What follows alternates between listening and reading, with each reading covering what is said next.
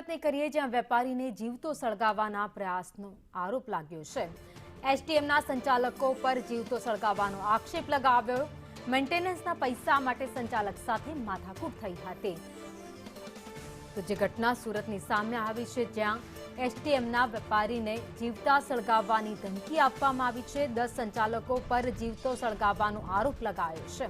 તો ગંભીર હાલતમાં વેપારીને પોલીસ કમિશનરને રજૂઆત કરી હતી। તેમણે કહ્યું કે મને મારી નાખવામાં આવશે તેવી રજૂઆત કરતા જ પોલીસ વિભાગ પણ દોડતું થઈ ગયું હતું।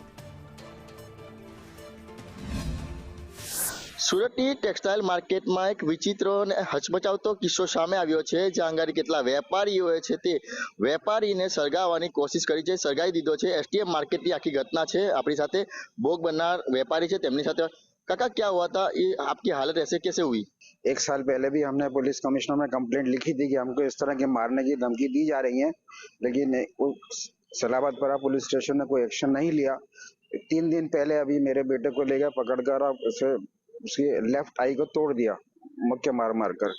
हम फिर सलाबतपुरा गए तो बोले कि यदि आप ये एफआईआर की प्रेस करोगे तो हम तुमको जेल में डाल देंगे। तो हम दोनों चुपचाप आ गया। मेरा बेटा 3 दिन से घर से नहीं निकला है। कल मैं ऊपर 50,000 रुपए का चेक लेकर गया था। ये कह रहे थे कोई डिफरेंस है। मैंने कहा 50,000 रुपए तुम रखो और जो हमारा एक्स्ट्रा हमको वापस कर देना। इतनी देर में उन्होंने पता नहीं क्या मेरे ऊपर डाला और मुझे जला दिया। कैमरा पर्सन भूषण चौधरी साथे मनीष परमार, संदेश न्यूज, सूरत।